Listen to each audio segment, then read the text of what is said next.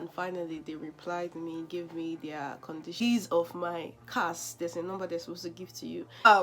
I cried that night. Sorry, due to so but yes, I want visa interview. Hi guys, welcome back to my channel. It's your girl Winnie Duck here again with another video. My name is Winifred. I am a medical doctor currently in the UK. I film about hair, medicine and lifestyle. If you're new here, please consider subscribing if you're not yet subscribed. If you're an OG, you already know you have my heart. I love you guys. Thank you for following through. Thank you for joining me on this journey. Without further ado, let's get right into this video.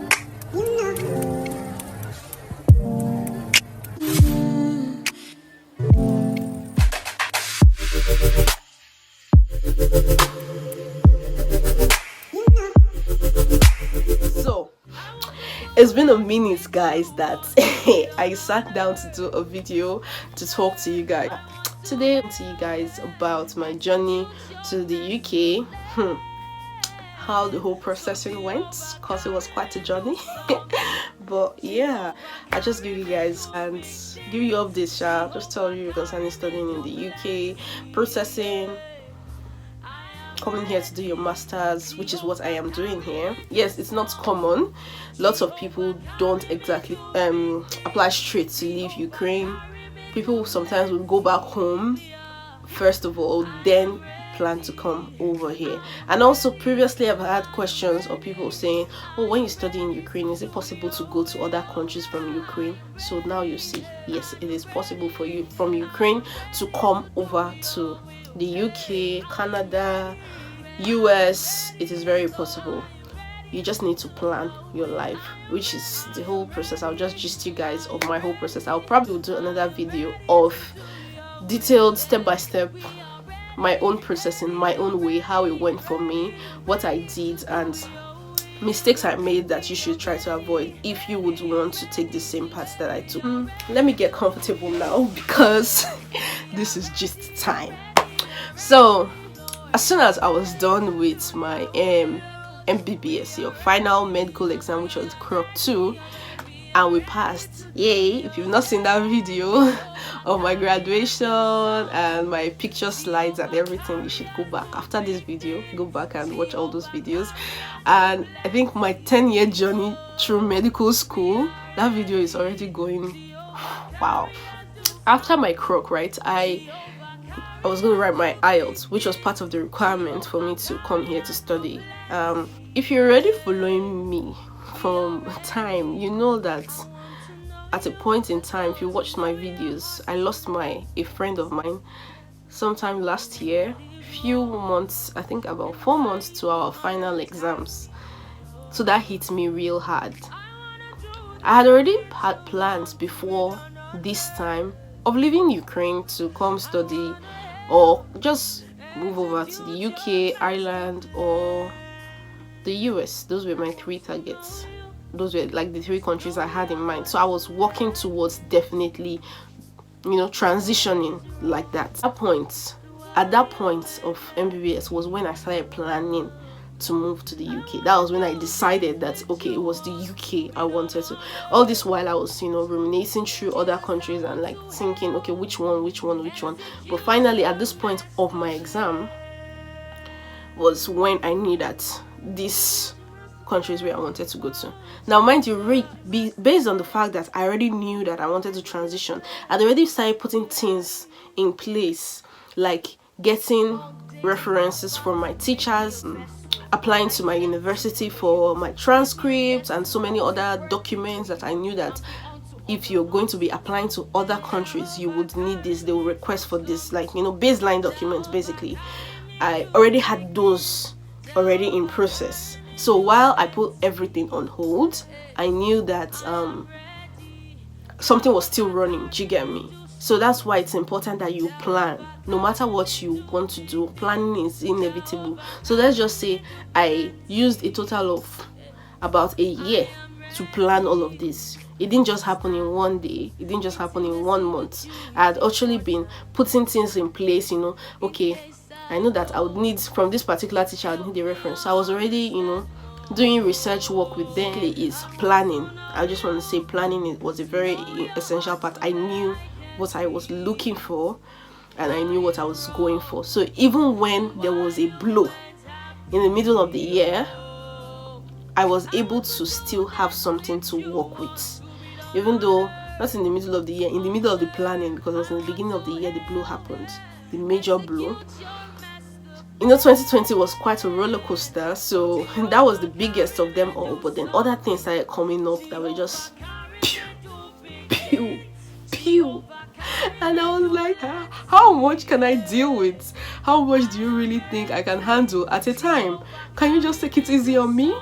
But yeah, it was a lot of things I had to do and deal with after the demise of my friend and everything. So I had all those things slowing down my application process. I was supposed to work towards leaving in September, but due to all of the things that were happening, mentally I was not in the right state of mind. So I just pushed everything aside and just focused on my final exam.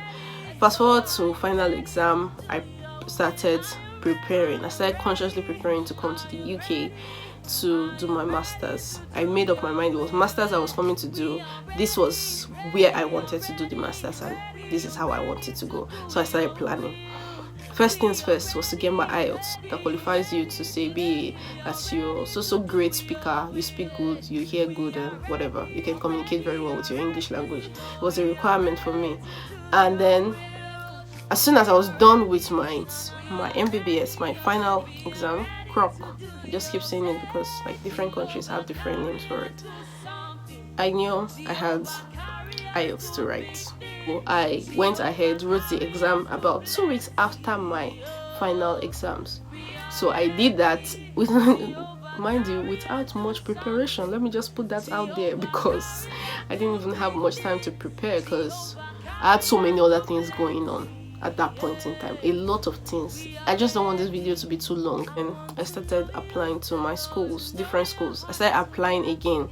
I had previously been applying to different schools, but at this point I started reapplying to other schools, and then the ones that I had previously applied to, because I told you guys I'd been planning the previous year before now, so I'd been applying to different schools at that time.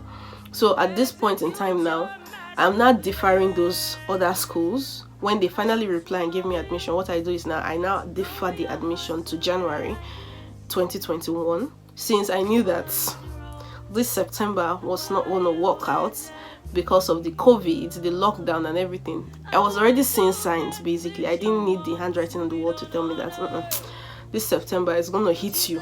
If you work towards it, it might be too much for you to deal with. So I just deferred most of them to January.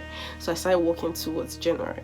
So I applied to more schools now. At this point in time, I applied to more schools since I still had more time to plan. Deferring the admission to January meant that I needed to be in Ukraine for another, say, 6 months. I had to try to get my stay, because in Ukraine, normally when you're done with school, you don't have the opportunity to stay back. But due to the COVID, we're allowed to stay under some conditions that you're there legally. However, you are not legal enough to travel and leave the country. What no. I got advice and someone just told me just extend my stay basically. So I registered for a course. I think it's called Cisco. You do it, I think it's a 2-year course normally, but you're allowed to pay per semester. So I paid for one semester rather, not a few semesters. I paid for 1 semester for the course. I think that was about $500. I paid for it to be able to stay, and 1 semester was from September to January the next year. So I knew that was just enough time. That was just what I needed, perfectly what I needed for my process, for time to process my visa, admission, everything. So I started applying for my school. Now I applied to so many schools. Finally, schools started replying. After long waiting, I had to wait for so long because due to the COVID, schools were on lockdown. Everywhere was on lockdown. Even though they were like admission will still happen, school will still open, but their working schedule was not as per before, where they will reply you within 2 or 3 working days, 5 working days at most. Now they were taking weeks to reply, which was just keeping me on my toes, and I was not sure. I wasn't certain of my stance. I wasn't certain if this was going to work out, because I'm not yet getting replies from schools. So finally schools started replying me, and then I was able to streamline and choose the university I currently am in, and I now followed up with the process. Now after accepting this university, that's when they now started again. Oh, it was taking weeks for them to reply to one email, like, because when they send you an email telling you to do this, you do it. It will not take them time again, because they had a bulk load of applications to process. They would always tell you that due to so and so COVID and everything, they have a bulk amount of application to process, and then there's COVID, so they're not working full hours anymore, so things are taking longer time. So it was taking a lot of time for the whole processing, and I was like, I do not have time in Ukraine. I do not have time. You guys, you need to answer me, because I need to get out of here. I am not going to spend another semester money to be in this place. I want to mention that was the best decision I made. You know, people were like, you could, I don't know, I might be wrong. People were using the extension Ukraine government gave us to stay due to the lockdown. You know, flights were not functioning as per normal, so Ukraine government gave graduates stay for as long as the lockdown was on. So if the lockdown, you had 1 month after lockdown. So if the lockdown was extended till December, you still have till January, which was later the case. You still have till January to leave the country, so you can leave whenever you want. So you had time to do whatever you wanted to do. However, I said it was the best decision I made to ignore that and not cancel my registration, but extend my stay, because the UK embassy, they will not listen to the fact that what Ukraine people were giving us was the fact that you're a refugee. They're just keeping you pending the COVID goes down. So UK is not gonna hear that, oh, that it's just you are legally staying there. No, to them you are not legally staying there. To them you're a refugee. So I was advised to extend my stay and not use what the Ukrainian government was giving. So to be honest, that was the best decision, because under my colleague that were working towards this together did not extend their stay, and the paper that Ukraine government gave us, I didn't collect it anyways, was not now working. Was taking time to be verified, whatever. Sha took a long process. Sha, the thing was not accepted finally, and it didn't work out. So I was really glad I took the advice of extending my stay and not, you know, being safe than sorry, isn't it? I mean, if it had worked out, it would have been really, really nice, but I was just trying to be very cautious, because I knew I wanted to transition and I didn't want to go to Nigeria first. So it just had to work this way. You understand? I was at that point, yeah. So finally, school, I applied to my university, sent them all the requirements they asked for. They replied me. I got the admission. Now, hello school, can you give me, because they give you 2 offers. They give you a conditional offer and an unconditional offer. Finally gave me a conditional offer. There are conditions you have to meet. That's why it's a conditional offer. If you meet those conditions, then they give you an unconditional offer saying congratulations, you have admission in the school. And in that unconditional offer, they would normally attach a number called the CAS. This CAS is the number with which you will take to the embassy to apply for your visa. So after getting my conditional offer, after a long wait, then I met the requirements for the conditional offer, passed their interviews, did everything that they required me to do, and then time for them to give me unconditional offer. We have bulk load of something. We are coming. I was like, if you don't play with me, I'm not in my motherland. If I'm in my father's parlor now, I'll be waiting and be drinking tea. I'll be calming down. But I'm paying rent in this place. I'm tired. I don't want to be. Listen, if you're in Ukraine and you understand what I'm saying, man. I'm paying this thing by myself. My parents have decided that I'm not a child of their responsibility anymore. To them, I'm a graduate and I should be giving them money. So you guys, be fast, don't waste my time, answer me so that I can leave. The plan was to leave by November, but I was still in claim January. It's like October, November, as a matter of fact. So I was like, whoa, you guys, you're taking the piece. Finally, they replied the day they said, oh, so date, you will get your CAS, your unconditional offer. They reply me, unfortunately, we cannot give you your CAS.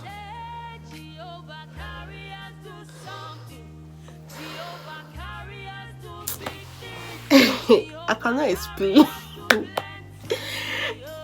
I was just like, when I just saw the first line, I was just like, what are you for reasonable? Do you have sense? What are you saying? I was so pissed. I was like, what is going on? Like, due to so we checked your documents and we checked your presentation and we realized that something is doing this one and this one went wrong with this one. I'm like, all these years you have been with my documents, you did not see all these things, you did not point it out today. And mind you, deadline for issuing of unconditional offer was, I think, that week.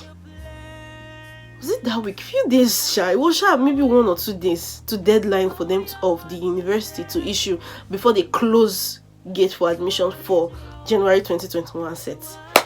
And I'm just like, so what do people want me to do within 24 hours? Because I needed to produce whatever they were asking for within 24 hours. Fam, let me not lie to you. I first had a good cry. I cried and cried. Have you seen a fine girl cry? I cried my eyes out that night.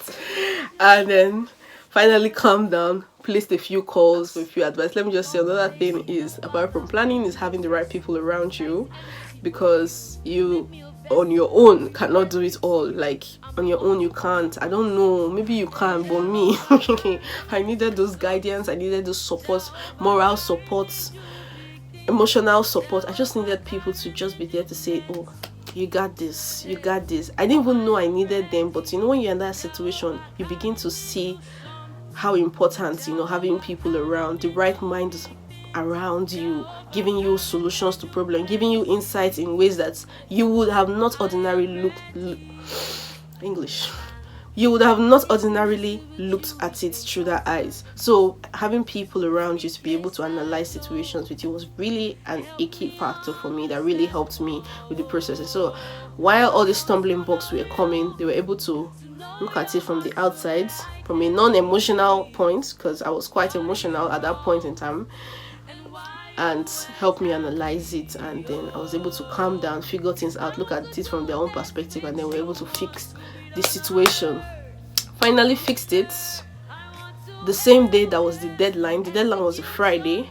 I finally fixed the problem on a Friday, submitted my documents on a Friday. Oh no, was it Friday or Thursday? Thursday or Friday I fixed it. Expected a reply. Deadline was Friday. And when deadline is deadline, if you know UK universities, it's deadline, except they decided to extend it. But they had already extended it the first time, so the possibility of extending it again was very slim. I waited Friday in my CAS. I didn't get a reply, no message from the university. I called them, nobody answered me. So okay. I started packing my things, so my dear brothers and sisters, I packed my bags. I packed my bags in faith. I said, this university, whether people answer me or not, I shall know that I've gotten my visa. I know that. I know it sounds ridiculous, but you have to challenge God. You know, you just have to challenge your faith, rather. You know, put your faith on the line. You have crazy faith. Packed my things. My housemate saw me then, she was like, you don't pack? I was like, yes, so I don't pack. Anyway, I'm getting out. I don't care what these people want to use my head to do, but I'm getting out. So I packed my things, cleared my room, gave out my things, the things I wanted to give out, dashed them out, threw things away, cleared the room, packed my things and put them outside and say, whether you will like you answer me. So I did prayers throughout that night. Then the next morning, no reply. I was shy. Next Monday was a Saturday. Normally university doesn't work. So me, I was looking forward to Monday. So while I was praying to God that what you cannot do does not exist, my prayer was on Monday. If this would not reply me on Friday, on Monday I must get a reply. Guys, on Saturday, these people sent me my cars. I was like, I was blown. Because normal weekday self, it's hard for them to reply. It's hard for them to answer you. That talk of a weekend, they normally don't. They sent me a message, sent me my cars on the Saturday. Fam, what God cannot do does not exist. Let me tell you, prayer works. If you see me that night, I was not myself. I was just dancing and praising God, and I was so happy. So when you see my previous video, and by the way, my previous video, the love on that video, you guys, you went all out. Thank you so much. I really appreciate the love, the prayers, the encouragement. You guys are amazing. God bless you for me abundantly. God continues to bless this community for me in Jesus' name. See, anything you lay your hands, you will prosper. What you set out to do, you will accomplish in good time in Jesus' name. Thank you so much. I really love you guys. Thank you for the love on the previous video. That's why you see that video, I was emotional because I knew the journey I had come from. I knew how the process. This one is just tip of the iceberg. This video is a bit long, but then it still doesn't explain in detail, step by step, all the hindrances the devil tried to pull on my journey. But moving on, another big block. That was not the end. I thought that was over. I thought, finally, it's over. Now let me apply for my visa and get out of this country. Then the people in my village, they decide to wear 50-50 shoulder pads. They dress up, they pack up, they load themselves and say, this girl, we block one way, not here. You not say you have coconut heads. You not still say you are gonna still keep on going. We are ready for you. The night before my visa interview, my biometric and everything, I realized there was a mistake in my application form. Now, normally when you're applying for a visa, there is always a place where they say, have you ever been denied a visa? I said no in that part. See, the story as to why I said no, it's another story, but I said no. The night before, that's why I say having people around you to help you check and double check on you and everything is important. So someone called me. I was like, waiting for that far. How far your application? I was like, oh, everything is fine. I'm just like, okay, this. What did you write? This. So at this point, that's when we found out that, oh, you said no. It's UK people you're applying to. You can't afford to be saying no. Are you okay? And then I thought about it. I'm like, wait, why did I say no? Another calamity. And if you know UK, you know that you should not lie at any point. In fact, any country going on, but especially the UK and the US, you should not even try lying. So if you're applying, have this in mind. Never ever try to lie to them, because they will find out. They'll do a underground background check. They will know. Just don't worry. So apparently, but I had been refused visas before. Like, I've applied to countries and I've been refused, and I didn't declare that I've been refused, and I'm supposed to send a copy of this refusal. So now I didn't declare that I've been refused, so I had to now find a way to fix that. This was another level of cry. My dear, I cried my hands out that night because I'd already submitted all my documents at this point. Secondly, I was not in my city at this point in time, so I was not in a place where I could easily just, calm down and think and analyze. I was in my comfort zone, so to speak. So I was really disoriented at that point. So I needed to now write a letter to the embassy stating that, oh, there was a mistake or somewhere that I said that I did not deny me, but they did, and this is the reason why they did at this time and that time and that time.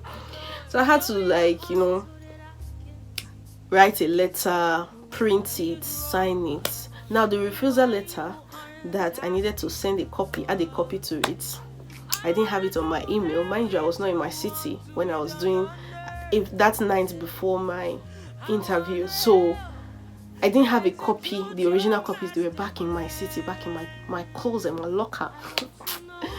Oh Jesus, I was panicked. I didn't know what to do. And now you are definitely the person is definitely just going to be refused if you are found to have lied in your application. which was not intentional. So, but who cares? Because hello, who sent you message? So I had to find a way to fix it. I had to call someone, to help me get these documents from my city, send it down to me. Mind you, it was in the night, so I couldn't use the postal service. So I had to now look for like a transport system that would transport it for me and pay them for them to bring it over for me to my city, which was something I was not prepared for mentally, but I had to do it, get it over, and then shall prepare the whole documents, apply for what's it called, you do a supporting document. It's like you attach other documents to the already uploaded document, saying that, oh, you have additional documents to back up your application. So that was what I did. I had to now add this refusal letters with a letter stating that I mistakenly said no in that place, so I want to correct that one. That was a mistake, so they should forgive me and attach this document as proof of refusal for visas. So my dear brothers and sisters, I finally did it. We went. At this point I was tired. I was like, whoa, you go be anything that happens, we'll be all right. At this point I wasn't trying to overdo things anymore. I wasn't even prepared for the interview, to be honest, and praise be to God. Before you people ask, I was not interviewed. I just went for my biometrics. They took my fingerprint. Questions were not asked. I dropped my documents. Voila, I left there in peace. Went back home, did proper cleaning of my room, packed my bag because I knew that I was ready to leave. Anybody that knew about my processing at that time, if they ask me, I'll be like, I'm going on. After the processing, it's going well. It's going well. Because another thing I would say, I've mentioned planning. I've mentioned having the right people around you. Another thing I would say is very key is being positive in your talk. Don't be saying negative things about yourself. Is it gonna work here? Hey, I don't know. I'm scared. I'm not scared. You open your mouth. You profess good things. Be positive in your approach to life. Be positive in your affirmations, because what you say is what you are, isn't it? Out of the abundance out of the abundance of the heart a man speaketh, isn't it? It's from your heart, plenty of your heart. So if you have plenty negativity, that's what you'll be saying. If you have plenty positivity, that's what you say, and that's what will manifest in your life. So I kept on saying. I remember someone once asked me, I was like, how far? You don't look so good today. Like, there was a day I wasn't looking so bright. The person was like, how far? You don't look so good today. Did the whole processing not come true? I'm like, which processing? That's already come true. I already got it. I already got a visa. I've even packed my bag. Like the confidence with which I used to say it. I'm sure the person thought I already had my passport by that time. I'm sure the person thought I already had my visa. Meanwhile, in my heart, I'm like, we need friends. They will just see you packing back to go to Nigeria now. What will you say for yourself? Well, we thank God that's not the story today. Give God the glory. Hence, you know why I will not stop singing the praises of God, because on God, everything on God. It's not me. He stepped in the way, brought people along my way, provided financial help. I'm going to do a video step by step of my own documentation processes, how much it costs. So if it's something you'd like to see, do subscribe to my channel. I'll give you guys a run through of all of it, documentation processes and everything. I hope this video encourages somebody. I hope you guys like this video. Please do well to give this video a thumbs up, subscribe to my channel, join the family, subscribe to my channel, leave a comment down below. The next time you see me on your beautiful screens, no, you see this beautiful face on your screen. Stay fabulous. I love you guys. Bye.